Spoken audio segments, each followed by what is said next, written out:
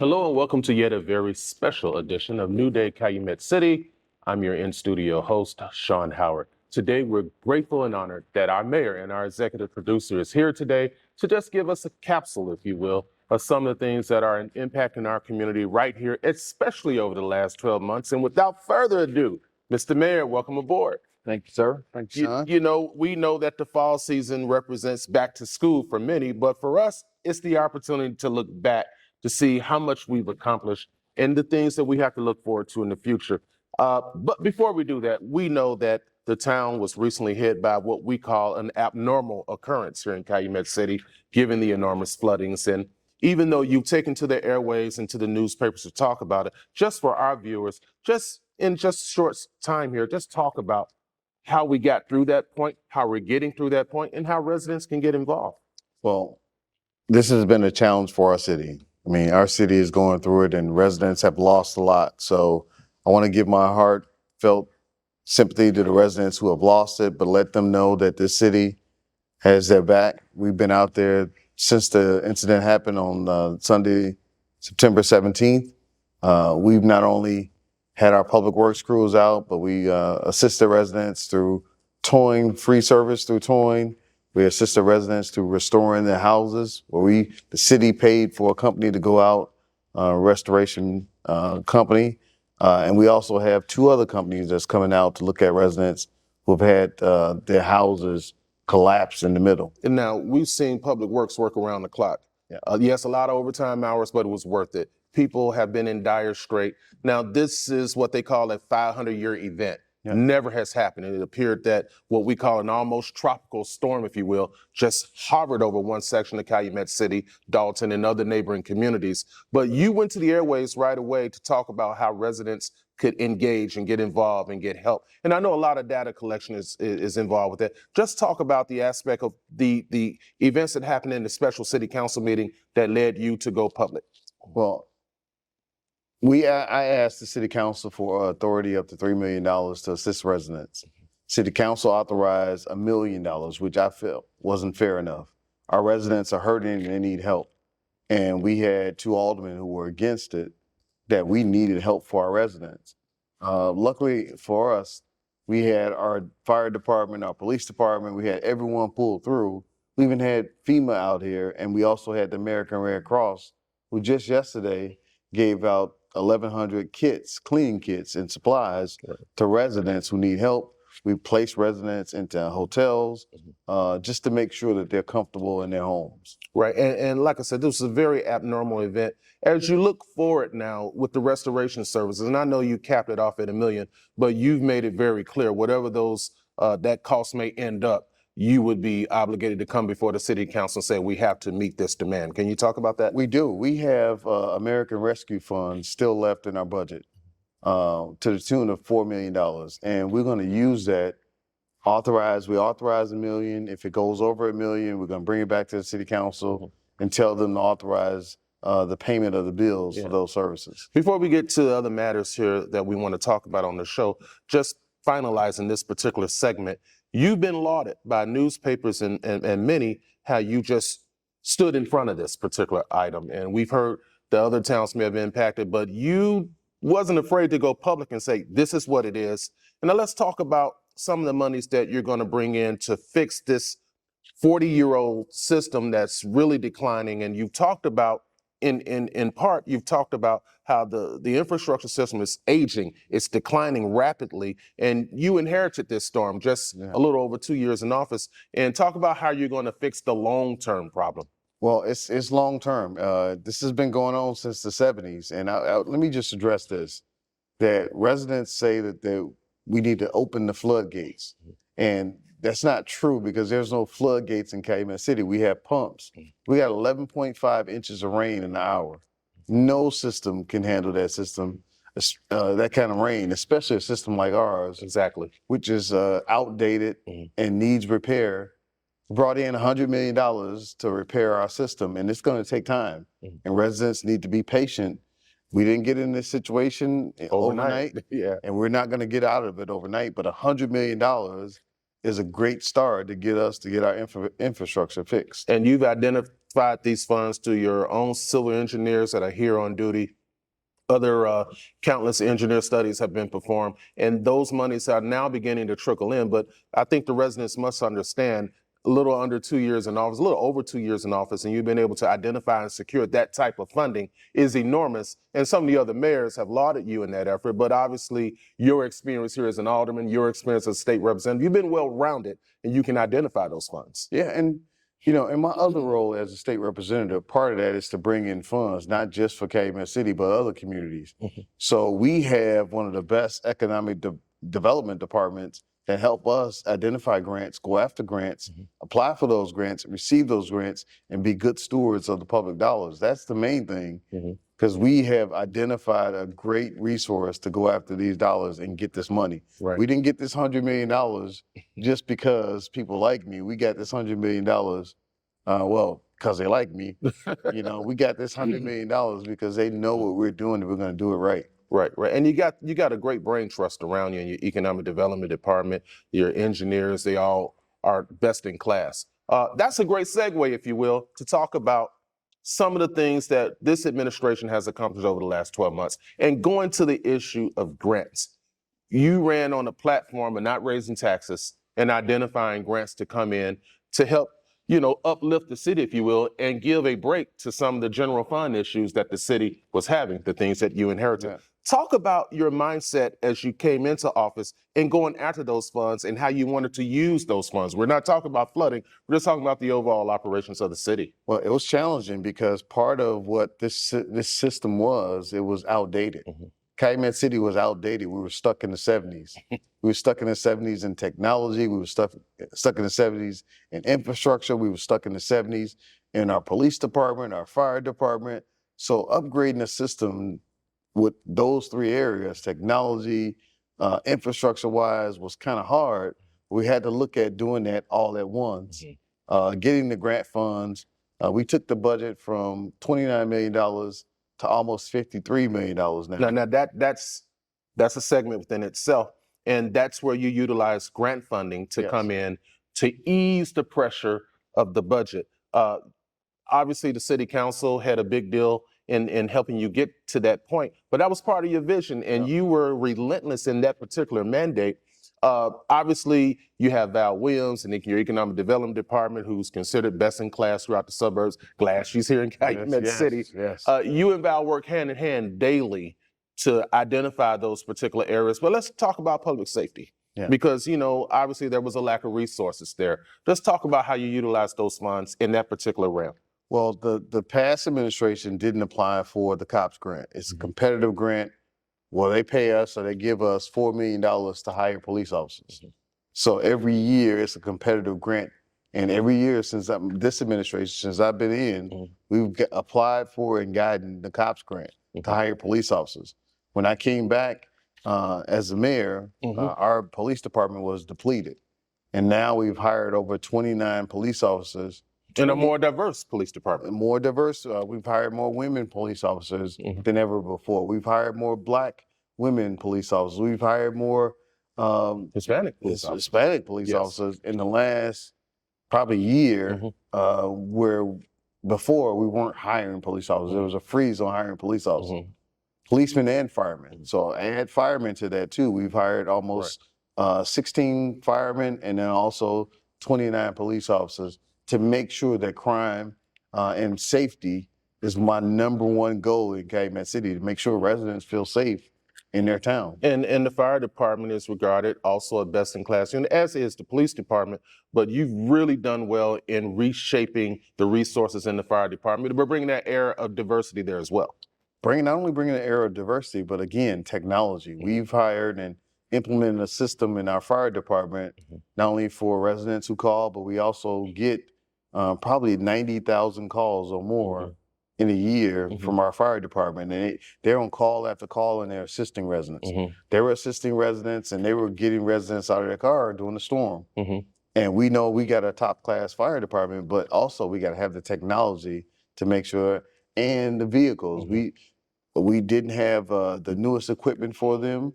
Yeah, your This, fleet of vehicles was something yet to be desired. yeah, we spent almost $5 million on our equipment and Mhm. vehicles because we wanted them to have the best equipment and vehicles Right. in the south suburbs. Right.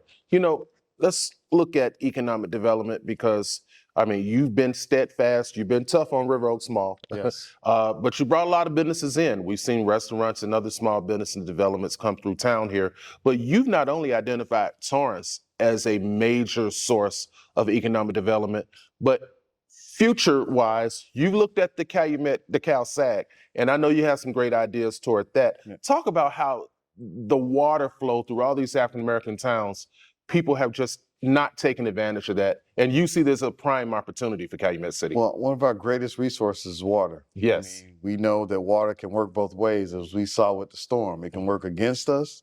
Yeah. It can work to teach us a lesson, but it can also work as a resource for our community. Mhm. And part of what we want to do, we want to work out and look at the waterways that Calumet City controls Mhm. and make sure that if we have the opportunity to provide and put in a pipeline Mhm. that can provide water resources to the community at Right. lower rates, Mhm. then that's what we're looking at in the future. You know, and back to, you know, not just River Oaks Mall, because I mean, you've been steadfast. I think the city understands your vision and they know that's not an overnight venture, but you've been able to bring in a lot of businesses Yeah. throughout these last 28 months or so. Talk about the effort that goes into that and how that all came about. Well, I mean, our primary objective is to make sure the businesses that are in Calumet City are happy in Mhm. Calumet City. You cannot have a productive community if residents are not happy with the businesses that are here. So we established a Chamber of Commerce for the first time in Calumet City Mhm. to make sure that they have a connection to my administration. Mhm. But we also want to make sure that businesses that want to come to Calumet City, number one, inspectional services is there for them, Mhm. getting their permits done quickly, making sure that they're a viable business in Calumet City Mhm. and walking them through the process. Part of our technology is to make sure that we take what was on paper and put it on computer. So now when a business applies for a business in Calumet City, Mhm. they do it electronically as opposed to in paper. Yeah, there was a very convoluted system here Yes. prior to you coming on board, and you've kind of reshaped, brought in some state-of-the-art technology devices to help, you know, speed things along here. And I know you are a tech gadget king, Yeah. and I knew it was very tedious when you come in and you saw how antiquated everything was. Talk about, with all the changes and the improvements, how things have improved and how it's much easier to access the city now. Starting with the website. Well, the website. I mean, the website was outdated Yeah. and didn't have information for residents. Yeah. We are looking at putting an app for the residents, so Mhm. residents in the next month will have an app that will Right there on the phone. right there on their phone, so they can pay their water bills, they can pay for their permit, Mhm. they can request a meeting. All that will be done on the app Mhm. and make it a whole lot easier for residents, so they have better communication. We also implementing a text system, Okay. so we can communicate with residents.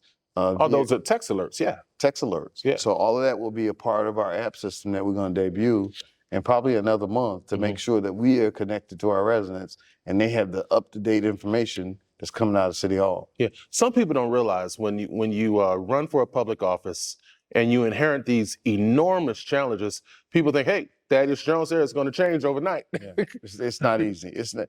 It's a lot of meetings. It's a lot of finding the right companies that fit with Calumet City, and that's important. Mhm. We want a company that cares about Calumet City and not just going to get a paycheck in Calumet City. They're going to come here, do the job, and actually make it advantageous for our residents. And I know you have a very intense vetting process Yes. when companies approach the city. So it's just not as easy to say, hey, I want to start a company, I'm coming to Calumet Yeah. City. There are qualifications and the criteria that must be met. Yeah, and part of those qualifications is we ask our businesses to submit a letter of intent. Mhm. We check out their financials to make sure that they can do the job for the city and the businesses Mhm. that we have coming in, Mhm. and also their reputation in the past. Mhm. Have you done this before? Are you fitting into Calumet City's plan, long-term plan, not just what you want to do today, but are you going to fit into our long-term plan for Calumet City? Yeah, let's kind of transition because we talked about how antiquated the system was upon you taking office, but was also somewhat outdated was the issue of diversity in personnel. Yeah. And you put a spotlight, we as men, we always want to be recognized, but you really put a spotlight on women. Yeah. Women in powerful positions in this particular government, women in the police department, as you had aforementioned about police and fire. But when people walk in City Hall, they see an international group of individuals, if you will, from all walks of life. Talk about how important it was for you, specifically with women, to bring them into power here because you wanted women respected. And I know your mother was beating you on the head, God rest her soul. She was. And that was a vision that you and your mom shared together, along with your wife. But talk about the importance of bringing women into power. Well, in this day and age, part of what we want to do is make sure that we bring in not only women, but bring in talented women. From our chief of staff down to the operations manager, we have powerful women that are serving in this administration, but also we have powerful women that are Calumet City residents. Exactly. Our goal was to make sure that the majority of our jobs that we have openings for, they go to Calumet City residents. Because Calumet City has a wonderful talent pool of residents here. Yeah, every year we hire at least 97 people. And probably 60 of those people have been Calumet City residents. That's good. Not only here, but at our library. We want to make sure that we check out our Calumet City residents before we go outside of Calumet City. And we've done that. And we know that that women not only make up the talent pool, but they're looking for jobs. And they have the talent to make sure that we get past what we're going through right now, technology-wise, business-wise, and they break down barriers. So we're happy to make sure that women are prominent in our administration. Speaking of which, there's been a greater emphasis on community outreach from the public library. You made that your special project. And when people walk into the library now, they see an outstanding refreshment bar and what have you, but they also see a greater outreach to the community. Now, I know the jazz on the grass has been enormous. We're going to talk about that because if we don't do jazz on the grass, we're in trouble. Yeah, we're in trouble. Let's talk about the library. Let's talk about why special programs like Jazz on the Grass, some of the special readings, some of the talent figures that have come in. And you've even put an emphasis on prevention, violence prevention through the library as well. Talk about some of that. Well, first of all, Jazz on the Grass has been hugely popular. We want to thank the residents who come out every week. We know that the library sponsors this event, but we understand how that event connects not only people to the community, but people come from all over. We don't turn them away because if we turn anybody away, we know that Jazz on the Grass will not be successful. Our Calumet City residents come out and support Jazz on the Grass. The library spends a ton of money. We get sponsors for Jazz on the Grass, but it has been one of the bright spots during the summer where we can not only connect with the community, but residents come out on a Thursday night. They get to enjoy themselves. Bring their and they get to families talk out. to you. Get to talk to me. We got tables set up. We have one-on-one conversations with residents. Everyone enjoys Jazz on the Grass. So we can say officially, it will return. It will return. We're going to do a spinoff of it and do mimosas with the mayor. Your idea. Where we're going to have residents come out and do a smaller version of Jazz on the Grass in our cafe. Where we have the residents come out and we still do like just hear their conversation. And speaking of that cafe, so many residents walk up to me and talk about how engaging, how comfortable, what a great environment that the library is now. And you attribute that obviously to the staff there and what have you, but it was a part of your overall vision in really opening up the doors of the library. Yeah, well, the library now has opened on Saturdays. And part of us getting the library together was to make sure that we open on Saturdays. So we're open on 6 days a week. Saturdays they're open 9 to noon. But to make sure that we put the technology in the library, the first place that students want to go to is the library for technology. So we've upgraded the computers, we've upgraded the system. We have a tech lab that's going to be opening soon at the library. We're also going to open up a conference room. We're going to be painting the library. We're also going to be changing the look of the library to make sure that people feel warm and welcome at their public library. And you've ensured safety. You've always had a squad car out there because I know you have zero tolerance as relates to crime. And people love that, Mr. Mayor, not only at the Jazz on the Grass, but they can walk in there any day of the week and they know that squad car is there, that gentleman or that young lady in the squad car, the patrol officer is going to walk in, do their rounds, and always be ever so present outside.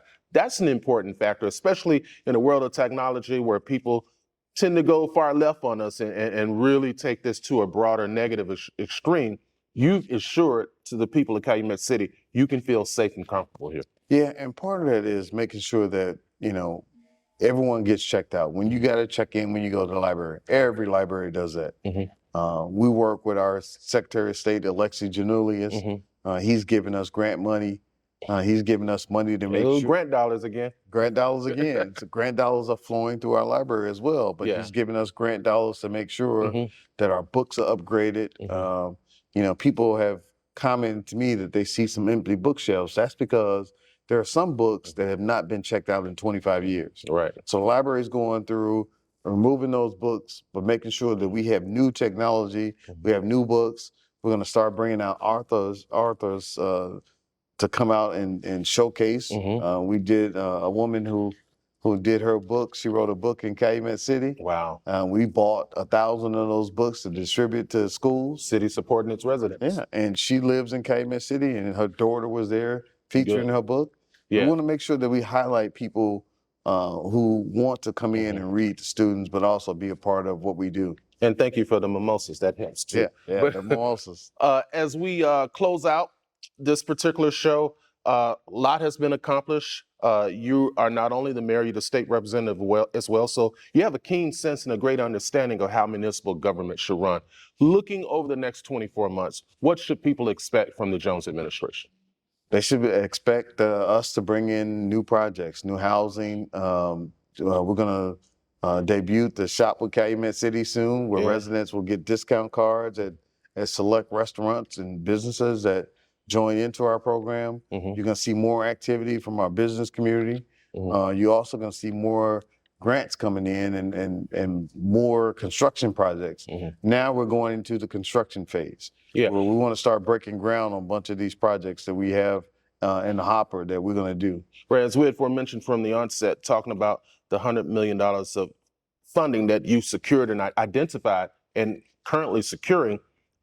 Let's talk about the rollout. We know there's about $10 to $15 million worth of projects that the residents will start seeing right away in terms of those environmental studies going underground, videotaping the current system. Talk about that. Well, when we get $100 million, it's just not like we can go out tomorrow and spend that money. We have to, by law, bid that project. We have to go out and get environmental studies on that project before we can start digging into those projects to make sure, again, that the right company is in Calumet City and that they're doing the work that we're going to pay them to do through our bonds and through the money, that grants that we get. And in the spirit of excellence that it has to be done in. It has to be done in. We have to do that. So it's not just that we get that money and tomorrow we can be out there with shovel to the ground. We have to make sure we do this right. You are going to see a bunch of trucks that are going to be out there with Calumet City wanting bidding. We have our lead line service program. That's a $20 million grant. And your green alleys. Green alley program, a bunch of residents who have green alleys now, new alleys. We have 12 slated for this year. Right. So we're going to start that in October and November. Right. Before it gets cold, and then we're going to continue and finish in March and April of next year. Now, some experts in the field of public works have often stated when you identify these type of monies to sort of overhaul your system, it can take 5 to 10 years. Is that your projection in this regard? No, I like things done right now. I don't like 5 years and hearing that. We do know that there are some programs that are going to take 5 years, but the processes that we've set up is going to not only continue us for the future, but we're looking at 2 years from now, even a year from now, to making sure that these projects get going and get started and get completed. Right. Now, you've been good about walking into office, talking about transparency as it relates. People need to understand what the city is doing, and we have a mainstay in all the community newspapers, New Day, Calumet City, obviously. You talked about the website, and I know we're going to be doing more of these things, but people know that they can go to that website and access anything as it relates to what you're doing.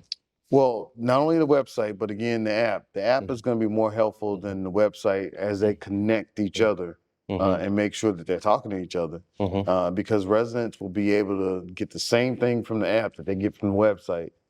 So as opposed to sitting down at a computer and getting everything you need at a website, you can access that on your phone and not have to come into City Hall to make it more convenient for the residents. Other mayors, and we'll close on this, other mayors and trustees and aldermen alike throughout the region have talked about the effectiveness of the city council meetings here in the city of Calumet City.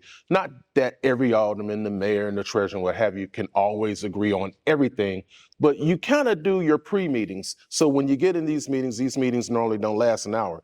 Other neighboring cities, meetings are lasting 3 and 4 hours. There's council wars, there's a lot of arguing, but collectively, you've been able to successfully get these projects done with a working city council. Talk about your day-to-day dealings with the aldermen and how you guys come about to ensure that all these wonderful accomplishments that are just not yours, they belong to the city, but talk about the effectiveness of having a working city council and some of your aldermen as well. We can't all have individual projects that's not gonna work for the city. We gotta have projects, of course, that's gonna be citywide projects that's gonna help our city. We know that the aldermen have individual needs that they have. We work with the aldermen on their individual needs and also their community needs and making sure that they get everything out that they say they want to get out. But also looking at when we come here, we're public servants. And as public servants, you have to realize that when you step into this city council, you got to put your ego aside and support things that are for our residents. Would you attribute much of that to your experience as an alderman? Yeah. When I was an alderman, it was pretty rough. It was pretty controversial. It was challenging. And the things that were done to me, I don't want to do to any alderman because it wasn't fair. It's not fair to treat an alderman differently than what they come here to do as public servants. And sometimes it's hard to do, but when we come out of the door, we have to realize that we're all working together, whether we like it or not, and for the benefit of our public. Well, Mr. Mayor, it's been a wonderful time here talking about what you love the most, the city of Calumet City. And we appreciate the time and the energy it took to get you here today because you know your schedule is enormous. I'm personally more impressed with the diversity to which you brought to this town. And you know, we don't have to go back in the past, but as we move forward and turn the clock forward, the city is headed in the right direction with the right mindset and the spirit of excellence to which all the residents of Calumet City will want to have accomplished here. To that end, I must applaud you for that. And I want to thank you. And hopefully you'll have some time for us in the near future. I know you're busy, but the residents always love hearing from you. Well, one of the things we didn't touch on, which we will touch on in our next segment, is our violence prevention program. We want to make sure that our kids are protected, and we hired, I failed to mention that, we hired 197 youth this past summer to work in our city hall, public works, all phases of government, our violence prevention program. We had an after-school program for our kids, but we know that we got grant money for that as well to make sure our kids are off the street and into a productive program. And understanding the entire myth of violence out there. Yes.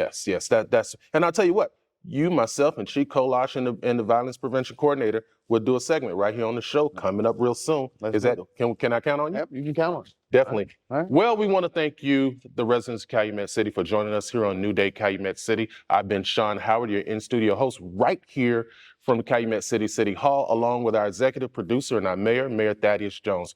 We want to just tell you, keep the peace, keep the faith, and we'll see you very soon.